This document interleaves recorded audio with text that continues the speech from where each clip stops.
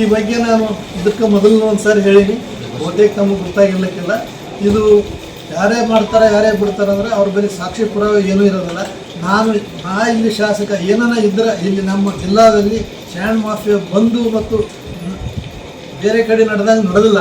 ಇದರಲ್ಲಿ ಶಾಸಕರಾಗಲಿ ಶಾಸಕರ ಸಂಬಂಧಿಕರು ಯಾರೂ ಇರೋದಿಲ್ಲ. ಮತ್ತು ಇಲ್ಲಿ ತಾವೇ ನೋಡ್ಬೋದು, ಇಲ್ಲಿ ಸ್ಯಾಂಡು ತಮ್ಮಲ್ಲಿ ಯಾದಗಿರಿಯಲ್ಲಿ ಎಷ್ಟಕ್ಕೆ ಸಿಗ್ತದೆ ದುಡ್ಡು.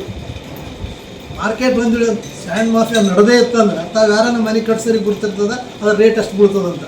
ಅದು ಮಾಫಿಯಾ ನಡೆದುತ್ತೆ ನಿಮ್ಗೆ ಸಸ್ತಾದಲ್ಲಿ ಸಿಗ್ತದೆ. ಇವತ್ತು ಇಲ್ಲಿ ಬಂಗಾರ ರೇಟ್ ಆದಂಗೆ ಇದೆ ಸ್ಯಾಂಡ್. ಯಾಕಾಗಿದೆ ಬಂಗಾರ ರೇಟ್ ಅಂದರೆ ಅಲ್ಲಿ ಮಾಫಿಯಾ ನಡೆದಿಲ್ಲ ಅಂತ ಆಗಿದೆ. ಮಾಫಿಯಾ ನಡೆದ್ರೆ ಸಸ್ತ ಇದು ಸಿಗೋದಲ್ಲ. ಅದೆಲ್ಲ ಸುಮ್ಮನೆ ಯಾರೋ ಬೇಕಿಲ್ದವ್ರು ಏನೇನೋ ಹುಟ್ಟಿಸ್ತಾರೆ. ಯಾರೇ ಇದ್ದರೂ ಏನೋ ಸಾಕ್ಷಿ ಪುರಾವೆ ಕೊಟ್ಟರೆ ಅದಕ್ಕೆ ನಾವು ಏನು ಬೇಕಾದ್ರೆ ಅವ್ರಿಗೆ ಉತ್ತರ ಕೊಡ್ಲಿಕ್ಕೆ ಸಿಗ್ತೀವಿ.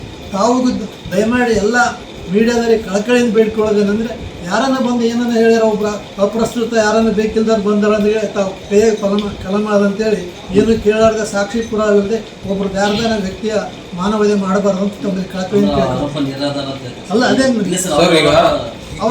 ಅವರ ಆರೋಪ ಬಿಲ್ಕುಲ್ ನಿರಾಧಾರ. ಅದಕ್ಕೆ ಏನಿದ್ರು ತಾವು ಕೇಳಬೇಕು, ಏನಪ್ಪ ನಿನ್ನ ಬೆಲೆ ಏನದ, ಸುಮ್ಮನೆ ಹೇಳಿದ್ರೆ ಹಂಗಂತ ತಾವು ಕೇಳಿದ್ರೆ ಅವ್ರು ತೋರಿಸ್ಲಿ, ಅವಾಗ ನಾನು ಅವ್ರು ಉತ್ತರ ಕೊಡ್ತೀನಿ.